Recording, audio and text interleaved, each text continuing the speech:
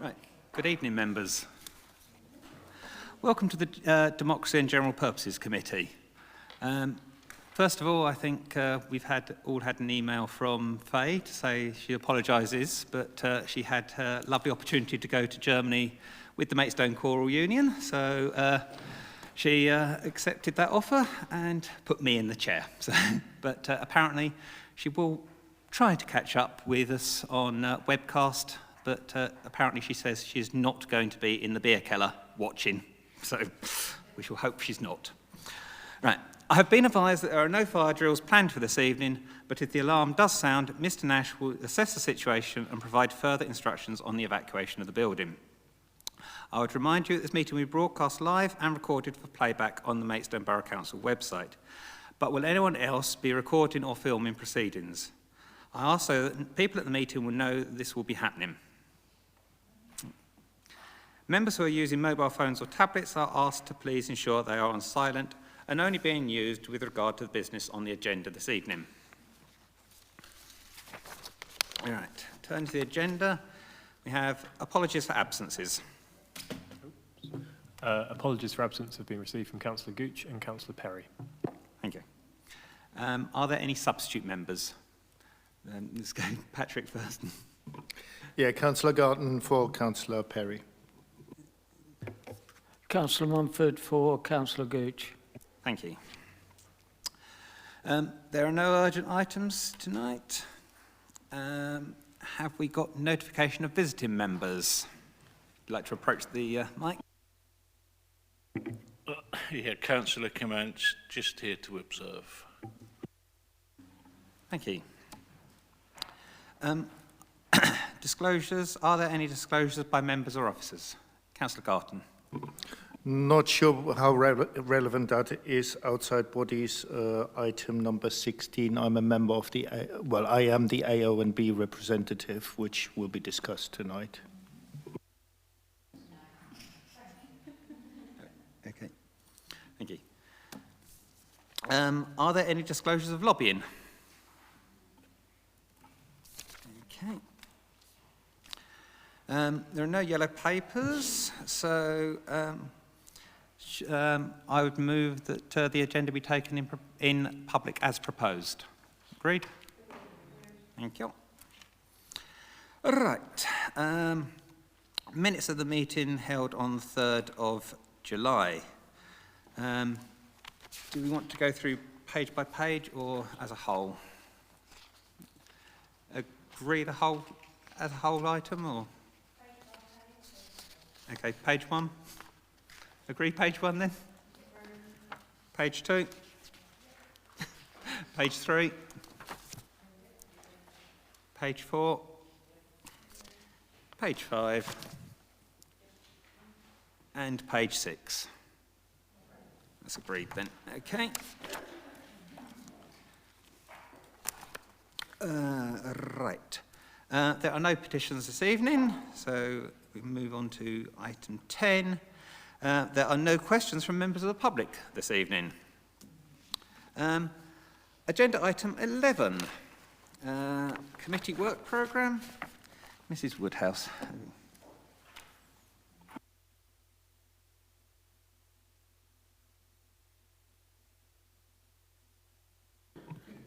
So members, this is set out on page 7 of your agenda. So we've got the workforce strategy update tonight, and we'll have a further report on that in January, as well as the pay policy statement, and the annual report on outside bodies will come to your March meeting. There are, when we come to look at the papers later on this evening, there will be things that may be needed to added into this work programme based on the outcome of those decisions later, but we haven't put them in yet. So just to give you a heads up, that's coming. Thank you. Thank you. Any questions on the... No? Okay then. So we shall move on to item 12, the workforce strategy update. I'll hand over to Belle there. Thank you. So an update on the workforce strategy has been provided to the Employment Committee every 6 months since 2016. This report is now presented to this committee and it's for noting. Hopefully you've had the opportunity to read the report, so I'll mainly go through kind of the key areas of the report. There are 4 key themes of the workforce strategy as outlined on page 10, and there's been progress against all the targets, all the themes. We've been doing a lot of work over the last few years around mental health, and in 2018 and 19 we've run mental health first aider training in the organisation. We've now got 30 staff trained in mental health first aid, and they're there to support staff who may be going through some mental health issues, which has been positively received. We'll also be running this year mental health training for managers, so they get basic understanding what mental health is, so they can provide the support to staff. The main reason for long-term sick in 2018 was mental health, and a report was taken to the Employment Committee in June last year. However, figures have substantially reduced this year compared to last year, and there are similar levels with other absences across the organisation. And you'll see there's a table on page 10 as well. On page 11, 2.35, we are due for an IRP review in January 2020. There was a lot of discussion in the Employment Committee in 2017, and some of you may have been in that committee, in the Employment Committee. So I've taken on board those views and discussed those views with the wider leadership team, and it's been agreed that we won't go ahead with the IRP assessment in next year, but we will create our own engagement survey, which we'll hopefully be running early next year. We'll also be carrying out regular pulse surveys on kind of the key areas, so we can monitor improvements and be aware of what our key action areas are in the organisation. On page 13, 2.4.4, we've got a government target. All employers have got a government target to employ an average of 2.3% of our headcount as an apprentice. This can be newly appointed member of staff in an apprentice role, or an existing member of staff carrying out apprentice qualification. We're on track to meet this target. Currently we've got 11 staff studying for a qualification and 5 staff that are appointed in an apprentice role. On page 14, 2.5.4, we've carried out a staff survey last year on our appraisal process to get feedback from staff. Overall, the results were quite positive, but we did get 70% of staff saying that they were having regular one-to-ones with their managers. This is an important part of staff engagement, and we are looking at a revised approach to appraisal, which is more focused on regular kind of one-to-ones, and we call it, it's kind of moved on from one-to-ones to check-ins.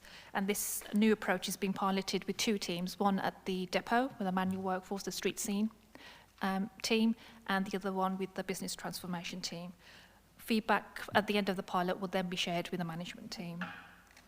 2.5.5, personal best programs. These are new to the organisation, and they were introduced last year. They're designed to support staff in developing a growth mindset, for example, when they're going through change, but also to get them more involved in innovation and developing new ideas for the organisation.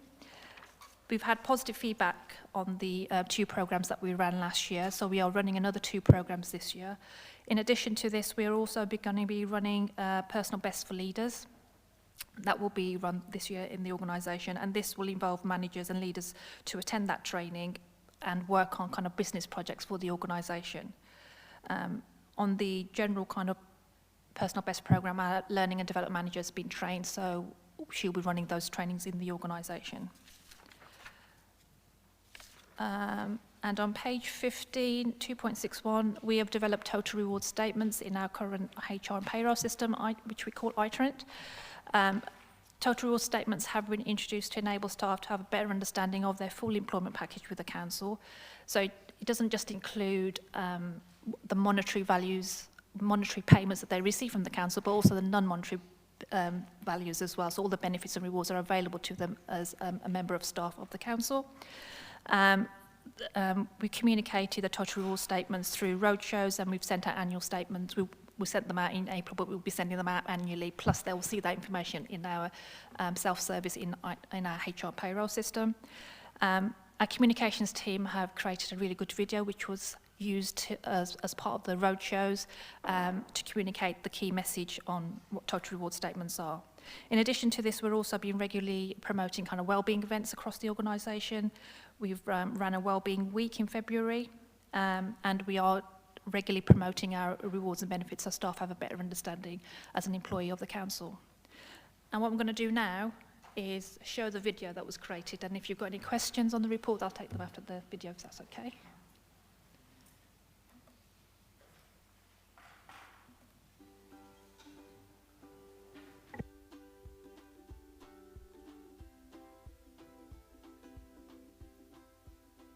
Maidstone Borough Council values the diversity of talent, background, experience and perspective of the people who are our employees. You are what makes MBC a great organisation and a great place to work. MBC is proud to invest in your present and your future through your total rewards. As an MBC employee, you receive a range of benefits and programmes that empower you to take charge of your financial future, your health and your career, while maintaining a full, balanced life. It's all about a secure you and your financial future. As part of the local government pension scheme, MBC makes an employer contribution of up to 14% to your pension, all adding to your dream retirement. But that's not all. If you need it, and depending on your role, we offer relocation expenses, a salary sacrifice scheme to purchase a bike or a brand new car, car parking options and bus permits, making your journey smoother. It's all about a healthier you too. Along with free eye tests and payment towards glasses if you need them, we can arrange flu jabs, occupational health services, and we're part of the Employee Assistance Scheme. At MBC, we want to inspire your future career, and through our training and development programs, you have the opportunity to discover, assess, plan, and invest in your unique career path.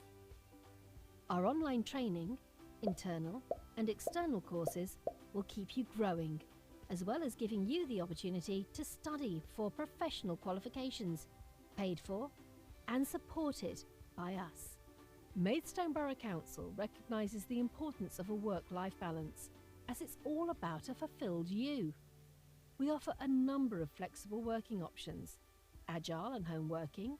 We facilitate up to 2 days volunteering each year, offer a rent deposit scheme, career breaks, along with a generous holiday entitlement. Your total rewards at Maidstone Borough Council. It's all about you.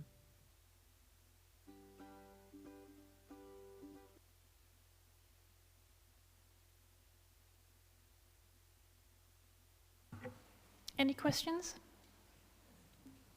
Right. First of all, I've got Councillor Blackmore first. Thank you, Chairman. Thank you, Mrs. Sander. Bearing in mind HR is a shared service, how do we compare with the other councils within the shared service? I'm assuming we're all exactly the same. Is that the case? And if there are differences, where are we better than the others? We're different. So we're in a shared service with Swale Borough Council, so we provide the full HR service to Swale as well as Maidstone, and we offer a payroll service to Dartford. We're different to Swale in the way we are, our culture's different, the way we do things here is different.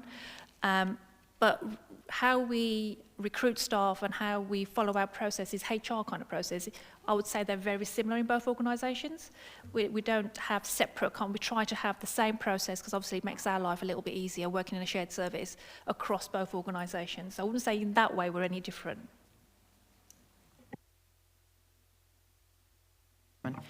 In that case, I was slightly perturbed by the figures in here. I'm not sure if I can put my hands on it immediately, but it does say here recruiting 95 staff in a year, and there were 64 leavers. That to me sounds as if that's quite a high turnover. So how does that compare with, say, Swale Borough Council? Our headcount is higher than Swale. So where Swale's got about 300 staff, we've got about 500 and something staff. Their turnover compared to their headcount is similar levels in percentages.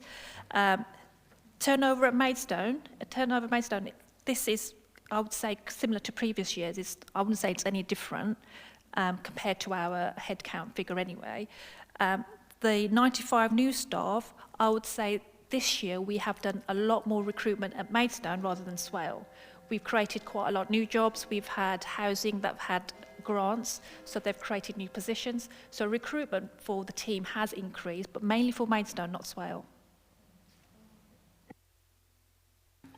Right, Councillor Garton then. Well, the first question is, why was this video produced and how much did it cost? It was produced to support the total reward statement message, which we wanted to make sure staff knew what total rewards statements were, but also all the other rewards and benefits that are available to them as an employee. So we kind of retain our staff where we can, so they get that full information and knowledge about their employment package, so they can make comparison with other organisations if they decide to leave. And the cost of it was zero. It didn't cost us anything because we use our own internal communications team. Right. If I can just refer to the papers, then I've got two more questions there. The first one of my personal ignorance, we are paying an apprenticeship levy of 0.5%. I always understood that the apprenticeship levy only needs to be paid if you don't fulfill your apprenticeship requirement. Am I correct there, or does everybody have to pay that?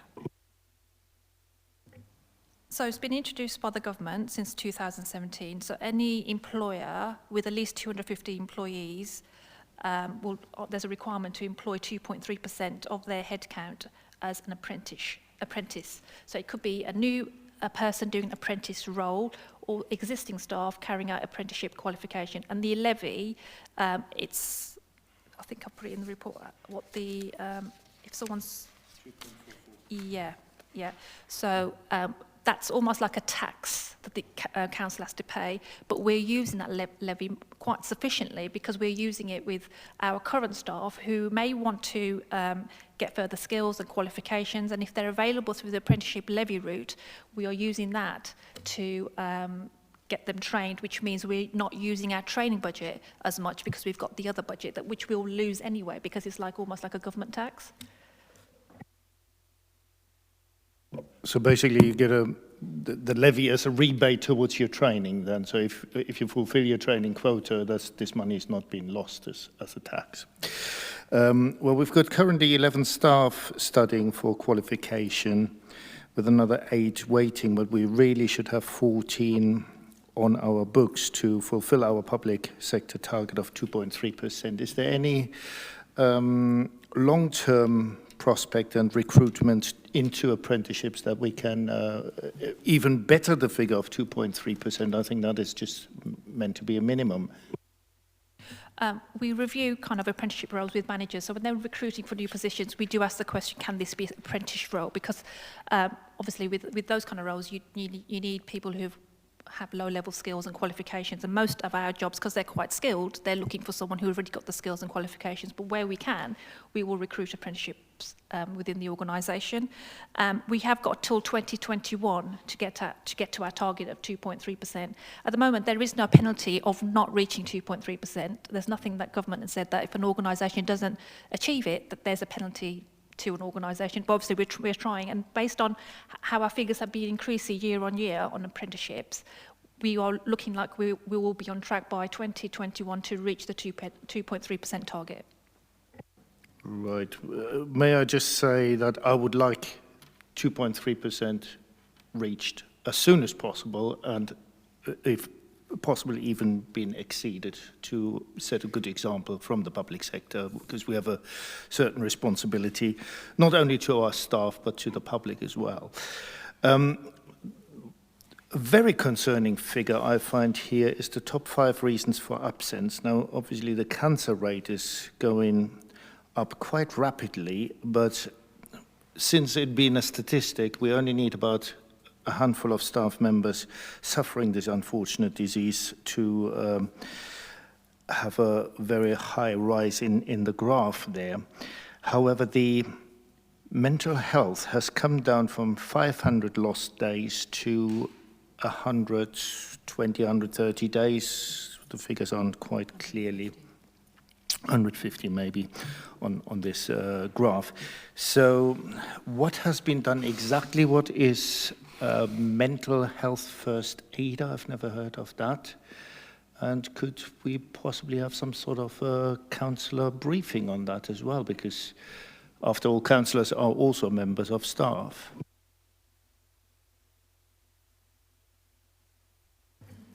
So mental health first aider training is basically almost signposting staff to outside agencies if they've got mental health issues.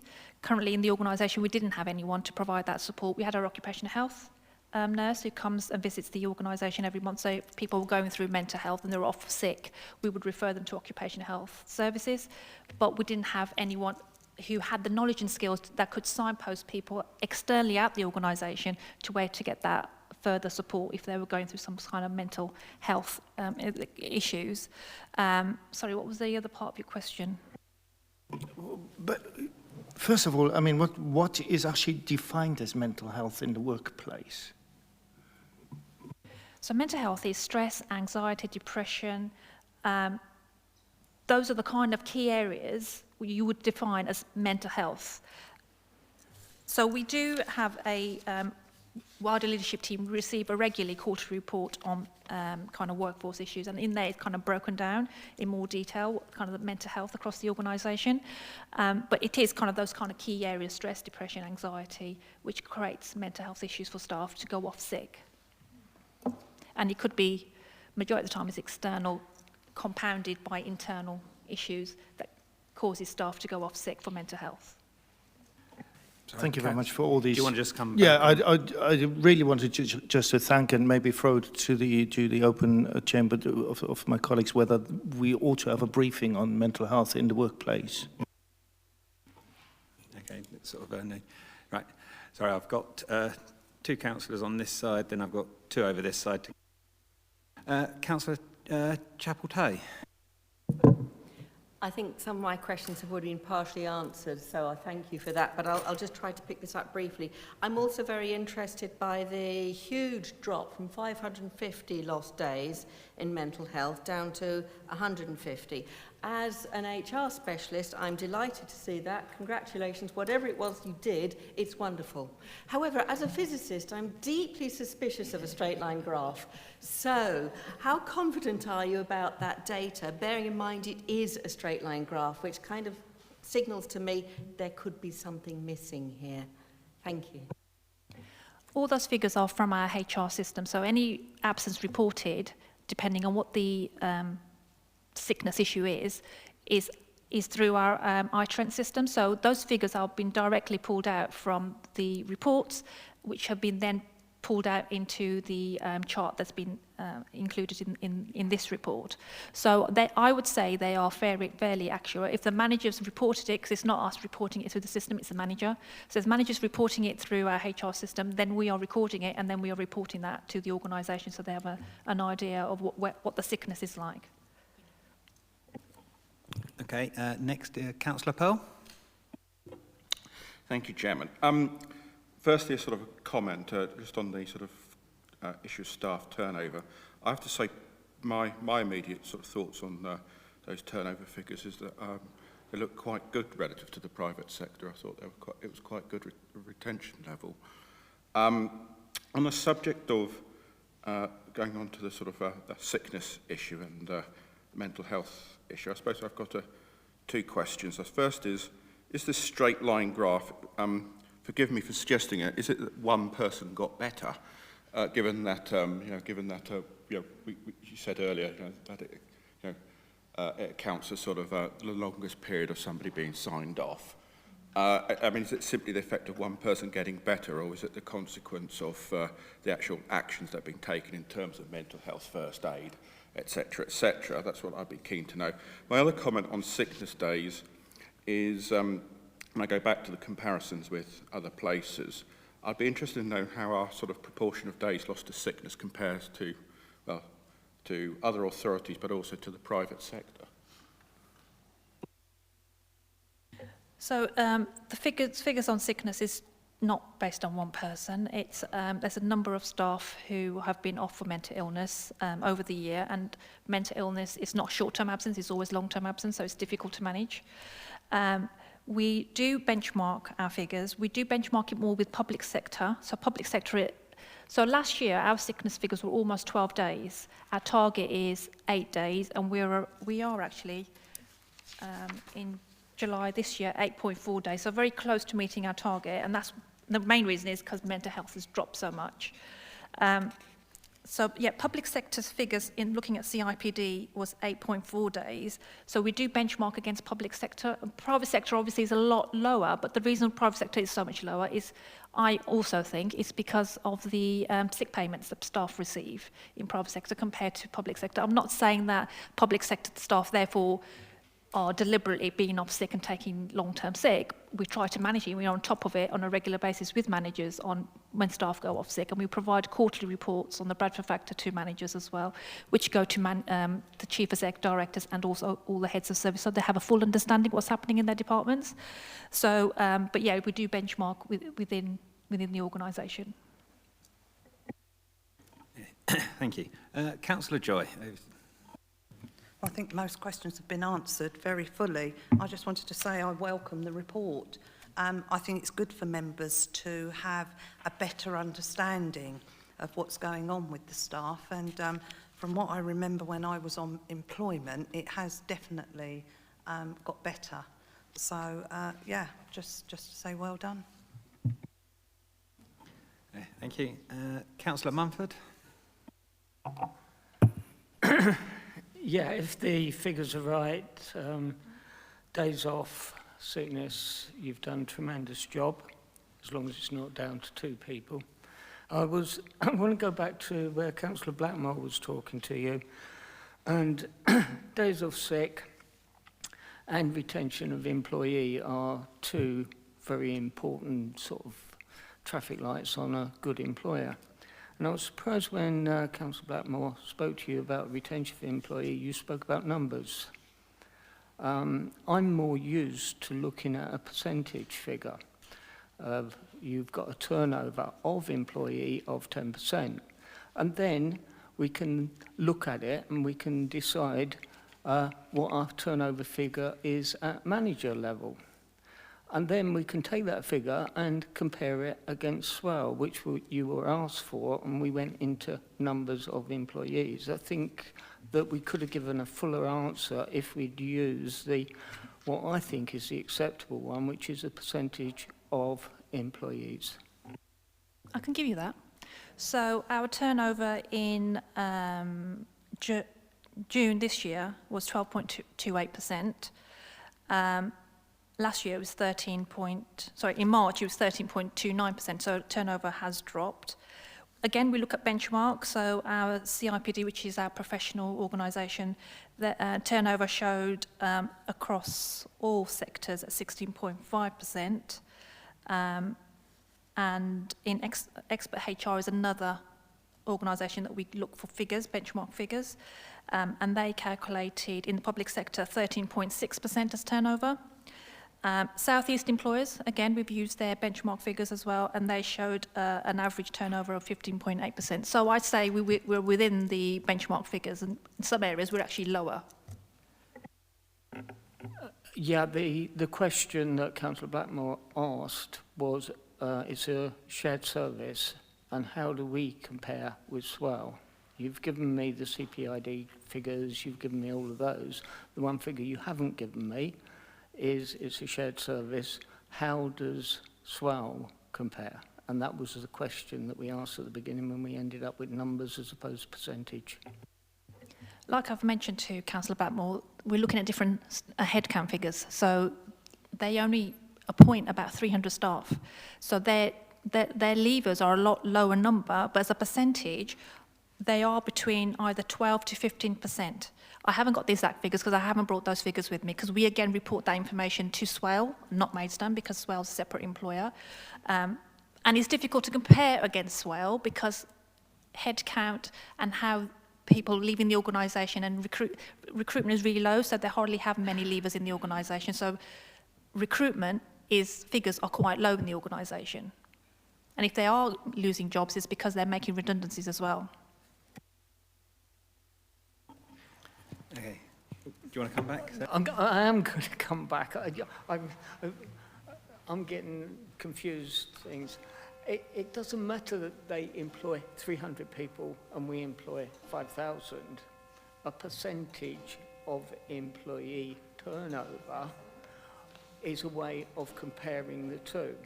I will agree with you that a company culture will change things, but then we could then start looking at the cultures if the percentage turnover was dramatically different. That's sort of how I would use that figure, and then I'd start analysing the managers and see our manager grade, look there and see what our turnover is there, and then I'd compare that against other figures, whether it be the CPID or whatever you wish to do.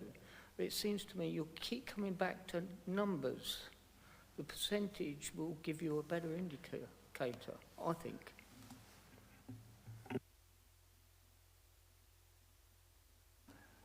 I've got nothing to add to that.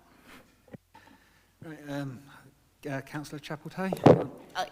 I will try to keep it brief. I think in summary, we're all saying we're actually happy to see these figures. This is good news. What we would like to see, it would be even better if we had KPIs and benchmarks.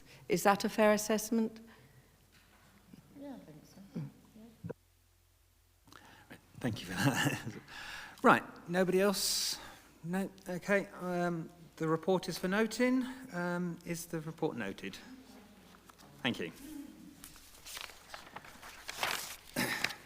All right, agenda item 13. Mr. O'Connell. Okay.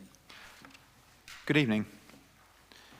Members will recall at the last meeting that there was a member request for a report on flying the borough flag at half-mast. So before you is a short report on that issue for our protocol for flying the flag. I don't have a lot to add to the report, which I know you will have all read, which sets out the reasons for staying with our current approach. The only thing I really add to it is that we have also been in contact with other civic teams that we're in regular contact with, and from the responses received from other authorities, none of them have broad, wide-ranging protocols. In fact, all but one follow the civic ceremonial protocol that I'm recommending we stay with, and the one that doesn't adds in recognises former leaders. So my recommendation is unchanged for the reasons set out in the report. Thank you. Right, Councillor Pearl first.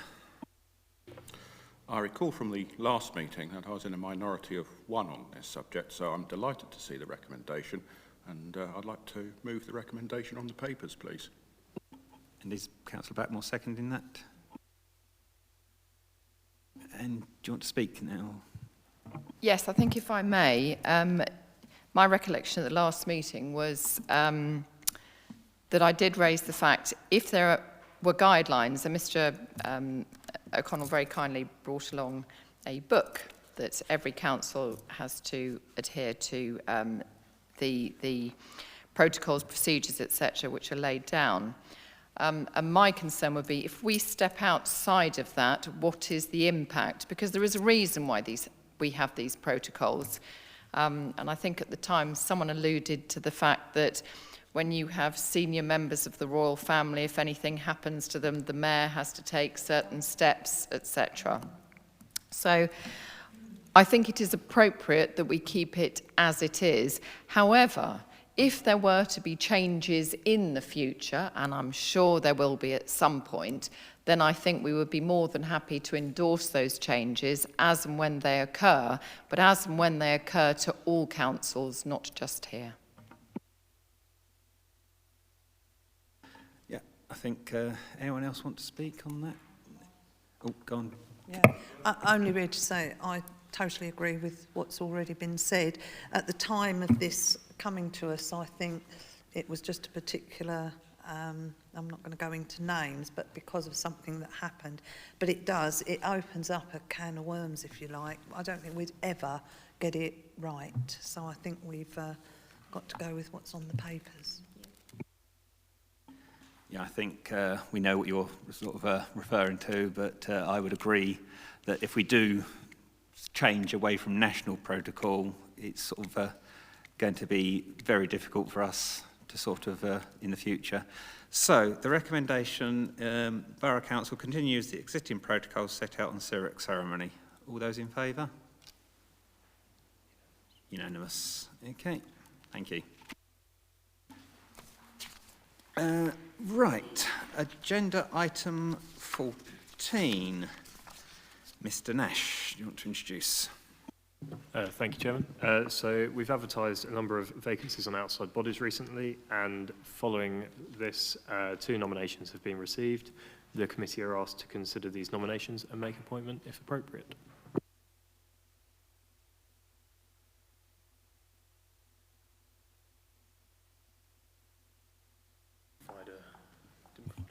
Yeah, okay then, so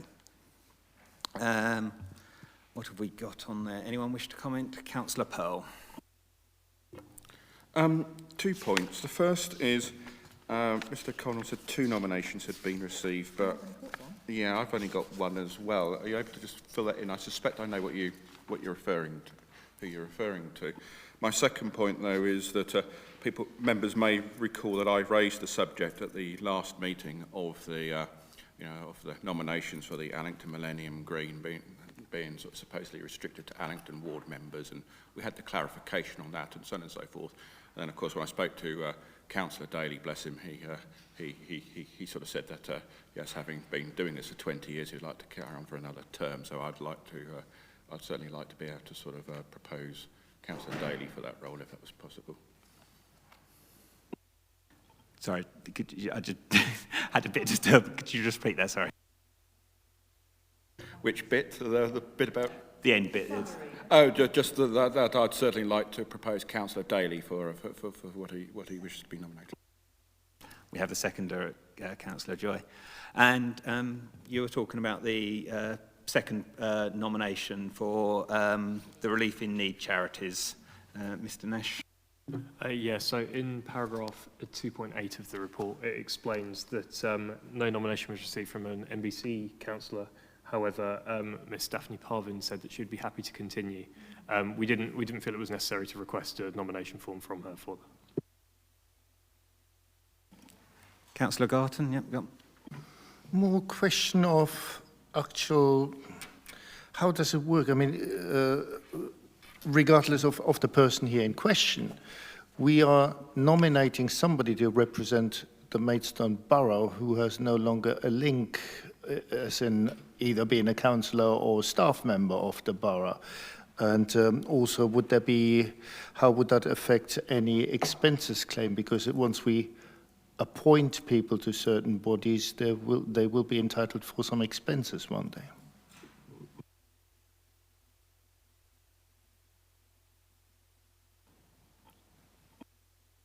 So I have to say, I don't know if expenses have been claimed in this instance. I can certainly look into it.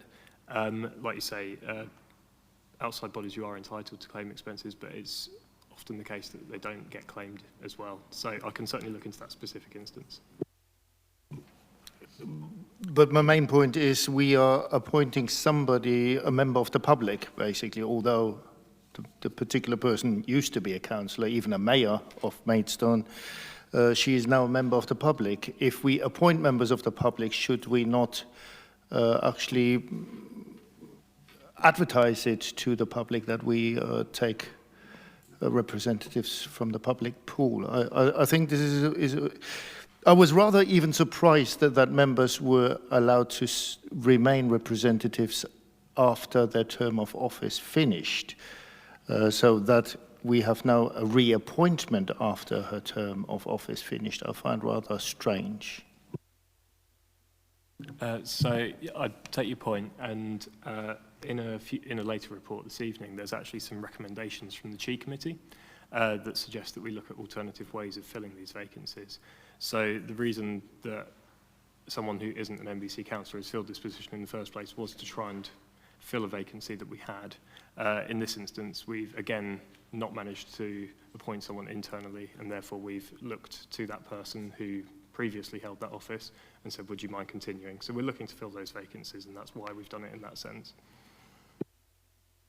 Did you want to come in, Mr. Connor? Yeah, just to say that at the last committee meeting of this committee, the request was actually made to make sure that we continued to look at people outside the council as possible nominees for these vacancies. So we don't always fill the vacancies from councillors. Sometimes other people outside the council have the skills or the aptitude or the experience, often, as Ms Parvin does. And thus it makes sense for the council to appoint them as the person that they want to sit on that outside body. Sometimes there are restrictions on the outside bodies that it has to be a councillor, but often there aren't. And it is who the council, in this case delegated to this committee, decides that it wants to appoint. So it can choose somebody outside the authority if it wants to. And as I said at the last meeting, the committee's view was that that should actually be encouraged, and they didn't want to lose that facility.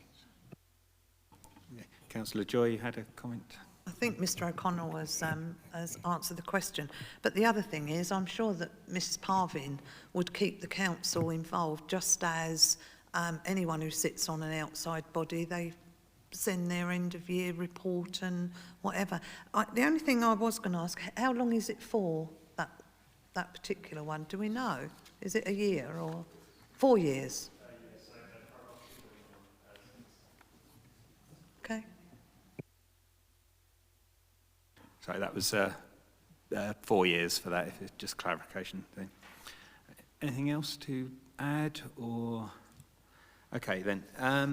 For the first nomination then, I move that Dan Daly be appointed as council representative on the Allington Millennium Green Trust. Has that already been done? Yeah. Yeah. That's good. So should we vote on that one? Are you? Thank you, that's unanimous there. And for the Relief in Need charities, I move that Daphne Parvin be appointed as council representative on the Relief in Need charities. We need a second, or do you want to speak, or seconding? Right, there. Okay, let's move to the vote on that one. There. And against, and abstentions. 1 abstention. Thank you. Okay, agenda item 15 on page 31. Mr O'Connell, I think you've got a presentation, have you?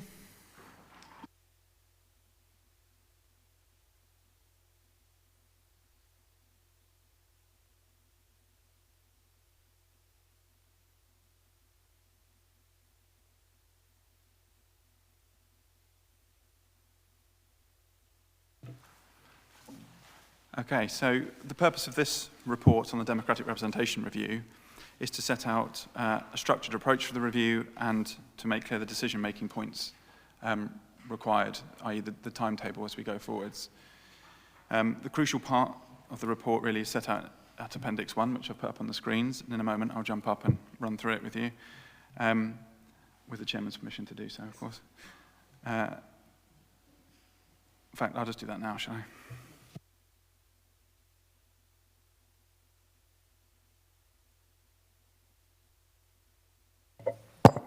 Can you all hear me? So when we looked at this review, the 2 areas we were looking at, the whole council elections, for which we had a motion from full council, and then we were looking at boundary issues as well. So we went out and held an event with members, we've done a consultation, and we had other feedback from officers as well as the chairs and vice chairs on some of those boundary issues. And when we looked at them, when I looked at them, it became apparent actually we didn't really want to reinvent the wheel when it comes to boundaries, and that there is a facility out there called a community governance review, which recommends that every 10 to 15 years you carry out a review of the boundaries within your local area. Our last review of any kind was in 2002, which was before the community governance review process even existed. So we're sort of outside that timescale now anyway. So that meant it actually made more sense to start looking at that structured existing approach that's already there, rather than do loads of work and find we had to do that anyway. So that then led to this decision-making timetable. So in order for this to work, we would have to take a decision on whole council elections first, because that can then lead to a question, whichever way the council wants to go on it, but a question around whether we move to single-member wards or not. That question only arises if we go to whole council elections, because that's the only time you're allowed to do it. So the first part of the process here, and this appendix is in black and white in your papers, is for the whole council elections timetable. And then if whole council elections are agreed, so yes to whole council elections, we go down route 1. If it's yes to whole council elections but no to single member wards, we go down route 2. And then if it's no to whole council elections, we go down route 3. Shift the page.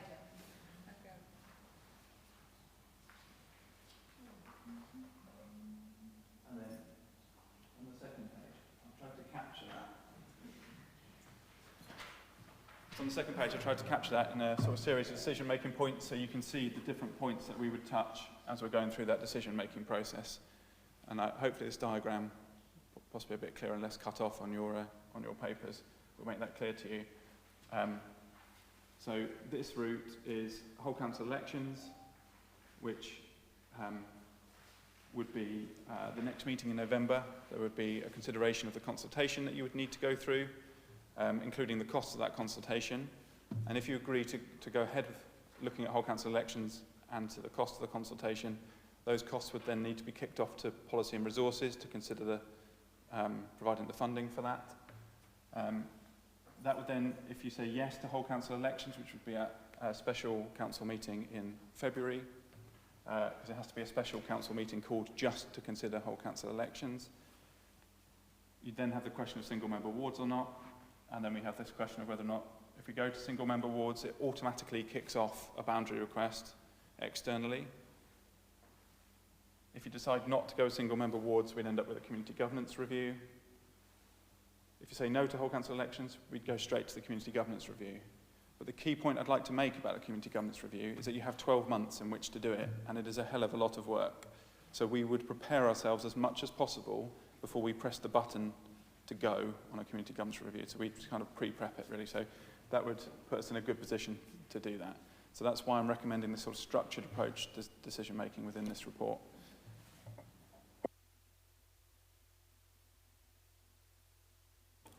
Right, thank you. Certainly when Councillor Gooch and I had our Chair's Vice Chair briefing, we did sort of appreciate this flow chart that you had produced to sort of talk us through the way it goes, and hopefully it makes it easier to follow a step-by-step process. Right, Councillor Blackmore. Thank you, Chairman. Mr O'Connell, I'm sure there's a very simple reason as to why in route 3, if we don't go with the whole council election, obviously that would have to be reported back here. That bit I get. But then I don't understand why, if we said no to all of that, it's still going back to full council. I'm puzzled. Have I missed something? Yes, the community governance decision ultimately would have to be made by council. It would be a requirement. You're talking about the route 3 here with no to whole council elections. Yeah. So what we would do is we'd look at the community governance review here at Democracy and General Purposes, which would be within this year's work programme. And really what this is trying to highlight is the point I made around making sure we're ready to go before we then press the button. So we would press the button at full council in late 2020. We may have other meetings before then to make sure everybody's happy with what we're actually proposing to look at. But it's really sort of prep it. We would allow ourselves between March and whenever an appropriate council is in 2020, 2021. If I can just come back on that, Chairman. So regardless of whether we agree to the whole council elections or not, we've got to have a community governance review.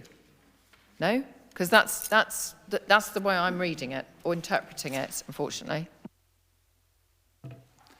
Yeah, okay, so this could be clearer on that. So in March 2020, a community governance review decision would come here, and you could decide not to go ahead with a community governance review if you didn't want to.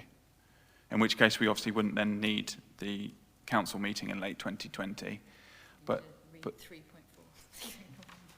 But this assumes that we would be looking to do it because it's been 17 years since our last look at boundaries. Okay, so whole council elections would be the first stage, which would come to the 13th of November, democracy and general purposes. Then January, democracy and general purposes, to look at the consultation responses, then a special meeting of council in February. If you said no to whole council elections at that council meeting, we then can't look at single member wards, so we don't have to worry about that aspect of the timetable. We still have the question about whether or not we review our boundaries or not through a community governance review. That question would then come to democracy and general purposes in March, where they could say no, you could say no, you could say yes. Assuming that you say yes, which is an assumption on my part at this stage, and you're perfectly at liberty not to do that, on the fact that the guidance is we have one every 10 to 15 years and it's been 17 years, we would then need a decision in late 2020 at council to proceed with that, which is just to allow us enough time to take a running jump at it because of the amount of work and the distance we've got to cover in 12 months. Do you want to come back and... I do. Okay, that makes an awful lot of sense. I suppose it's just because if we say no, you've got late 2020, but if we say yes and no to bits of it, then it's February 2021. And I suppose I'm trying to get my head round, well, actually, what difference does it make? Surely, if you're going to have the review, the decision of how it happens is going to happen at the same time. I don't really understand why one is, say, 3 or 4 months later than the other.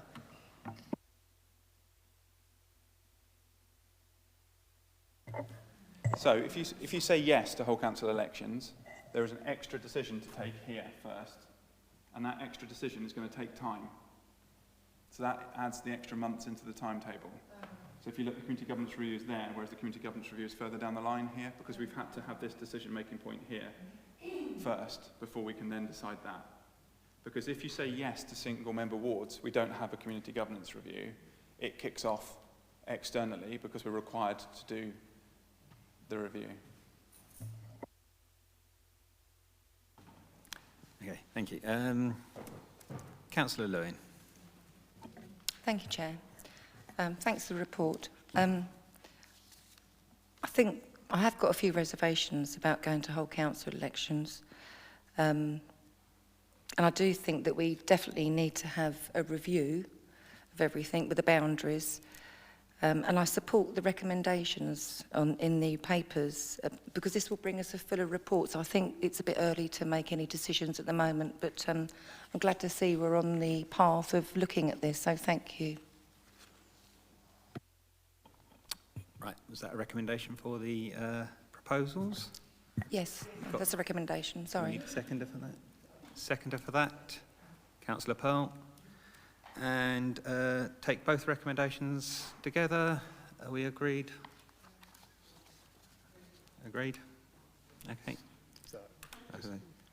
Show of hands. Well, yes, that is unanimous, yes. Okay then, come back in November then.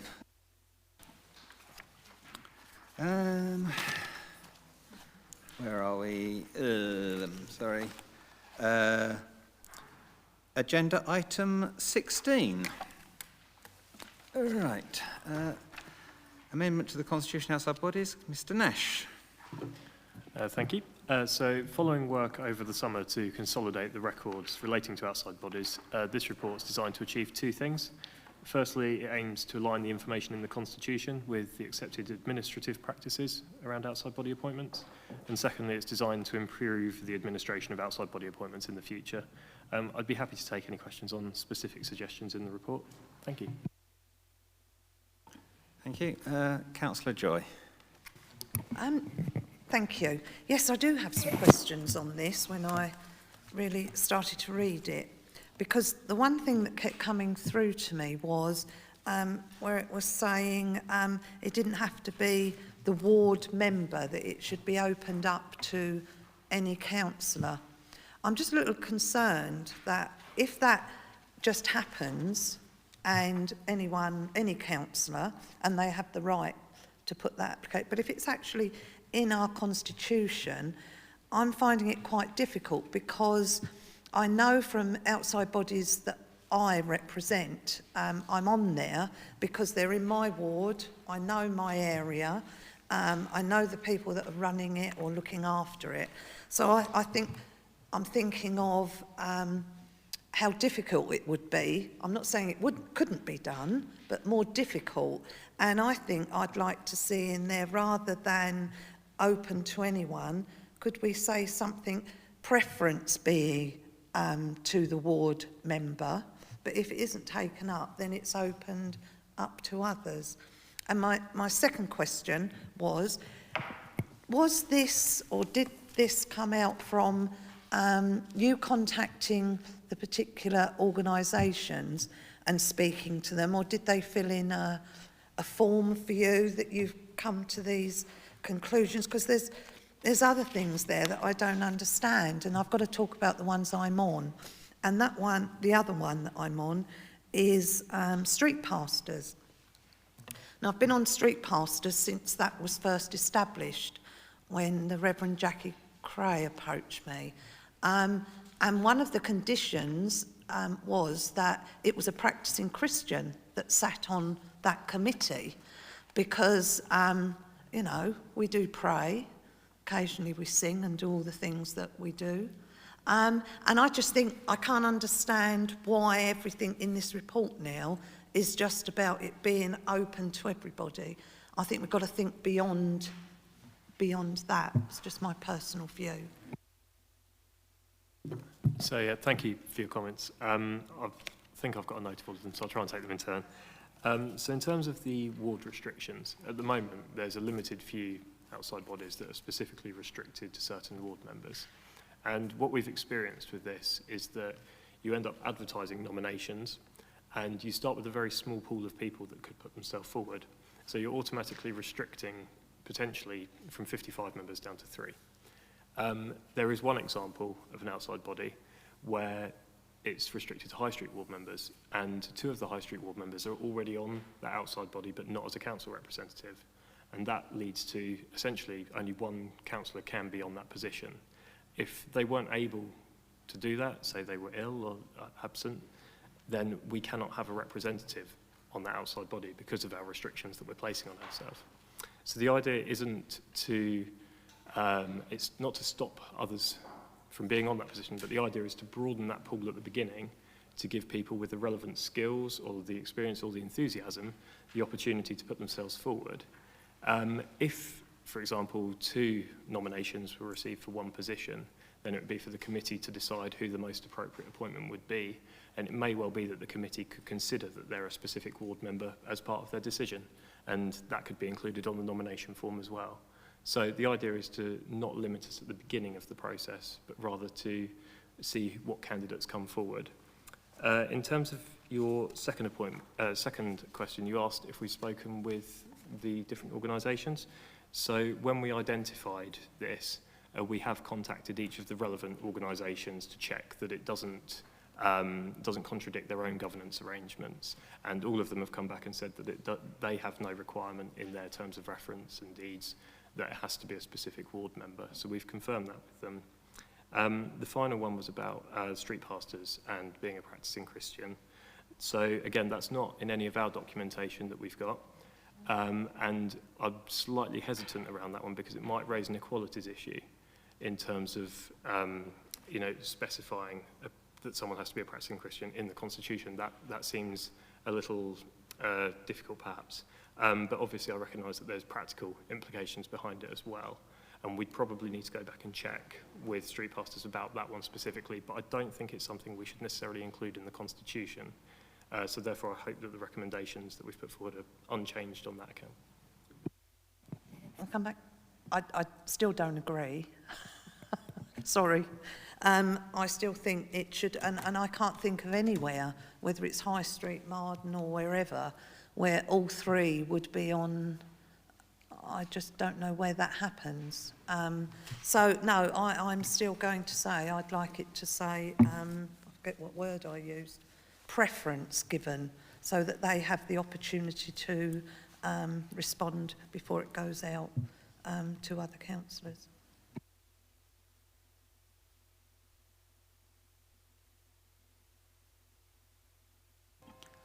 Sorry, would that be on, just looking, council recommend to agree the terms, recommendation 2, terms of reference, is that, just trying to think. So just to clarify, I think actually that preference could still be given without that necessary amendment, because the committee would be the one to choose the appropriate appointment. So say, for example, 2 nominations came forward, the committee could say, actually, one of them is an appropriate ward member and one is not, and therefore choose that ward member to be the representative. So there's still the facility to make that judgment, but it would be within the hands of the committee to do that. Sorry, I was just going to sort of say, we had a nomination form from Councillor Daly on page 30. Could we, on that nomination form, actually have, I am, some part saying I am the ward member, and then that would give the committee a reason to sort of say, I mean, it does say reason for applying on the forms, but it doesn't actually sort of say I am the ward member. So if that was on the nomination form as well, just...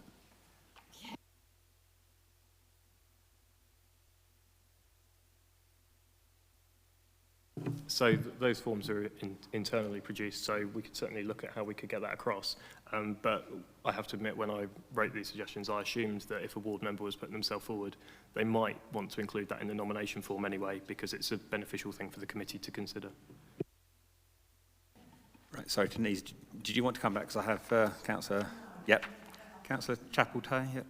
I wish to add some comments to that. I would prefer to see, I agree with you, Councillor Joy, I would prefer to see stronger wording rather on that. After the May elections this year, I was extremely disappointed to see just how political the nominations of chairs and vice chairs were to most committees. It was the first time I'd been through that process.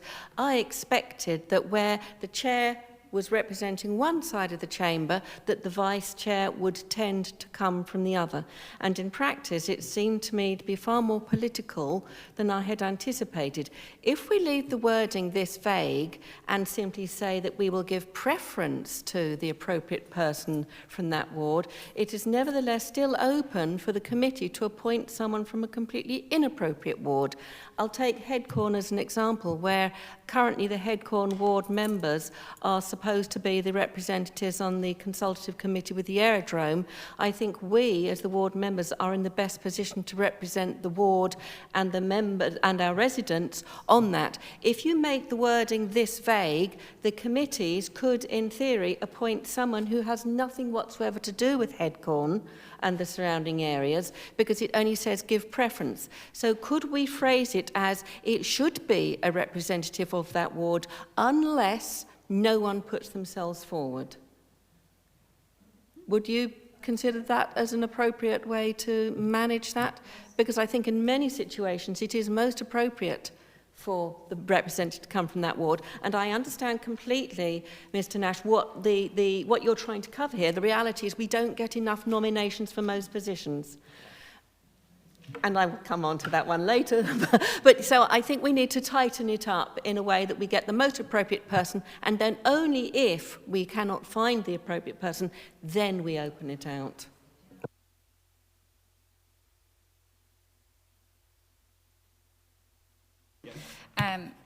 Yep, you're quite right, committee members. If you wish to make that amendment, that's perfectly appropriate, and we would amend Appendix 2 to reflect that. So that's not a problem. So it's just for you to vote on it, and we'll take it from there. Thank you. Right, I've got Councillor Pearl. I concur, of course, with everything that Councillor Joy and Councillor Chapel-Tay have just said. On a quite separate point, what I would ask is, if we're making amendments to the Constitution, please could we have a general tidy-up of the Constitution in terms of how amendments have been executed in the past, because frankly it's quite bad. Obviously the Constitution came to the annual meeting in May 2019, and even I thought it might have been inappropriate to start going through it line by line at the annual meeting. However, you know, there are various issues with it. I mean, the paragraphs don't run in sequence anymore. So if you look at sort of section 2.3 on officer delegations, a very important section, we've got two paragraphs 2.3.12. You then have paragraph 2.3.13, and it drops back down to paragraph 2.3.2 afterwards. The indices don't match the contents in the bodies. So in the Council Rules of Procedure, for example, in section 3.1, we've got 33 rules of procedures, but the index only lists 32.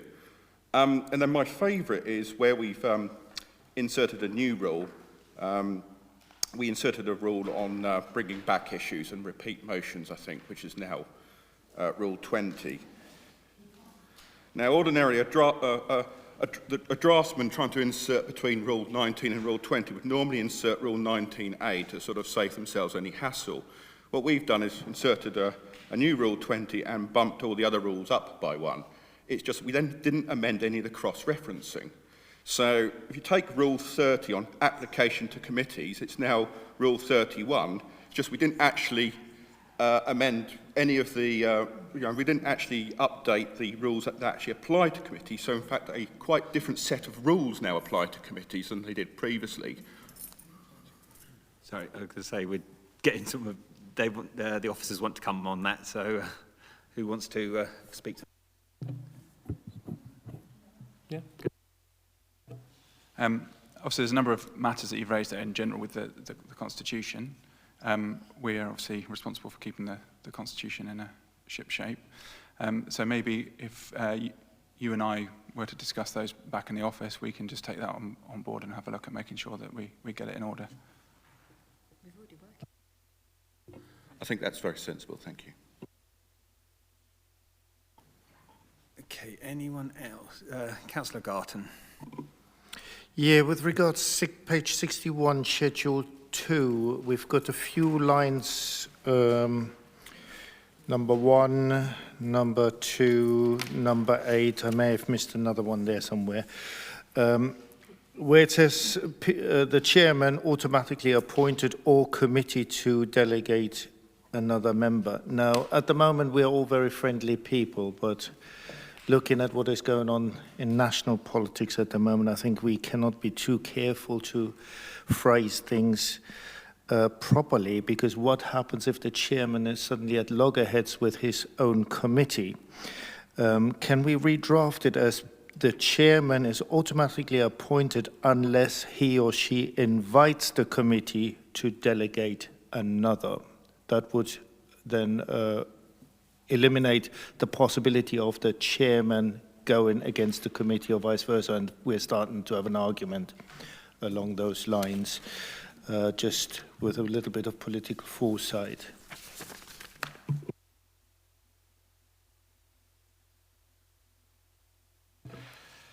Well, I mean, the chairman is automatically appointed, so the chairman has it. It's only then if the committee, if he invites the committee to do it, so...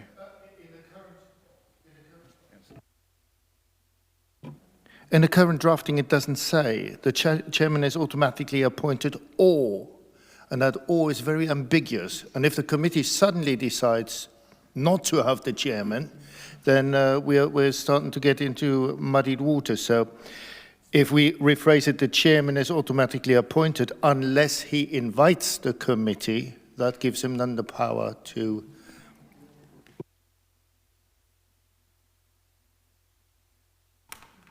Any comments from officers? I suppose all I'll say is that it doesn't necessarily change the practice, but if that would be clearer, then yeah, certainly.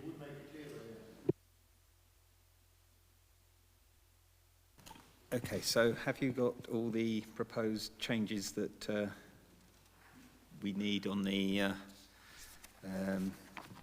changes to the Constitution? So I won't go through them line by line, but I've essentially the recommendations as per the papers, but with the amendment that preference is given to a ward member, and if no nomination comes forward, then it is expanded to other ward members, and the adjustment to the wording that Councillor Garton has suggested, which would be the P&L chairman is automatically appointed unless he or she invites the committee to delegate to another member. Does that sound okay to members? Do we need a proposer for those amendments? Proposer for those amendments? And a seconder? Councillor Chapeltay and Councillor Joy. And then vote on that then. All in favour? Unanimous. Okay. I don't need, that's not substantive and another vote, no. I don't think it was moved the first time. Right, okay. So, okay then. Right. Okay then. Thank you very much. I think that's it, and I declare the meeting closed. Thank you. Thank you very much.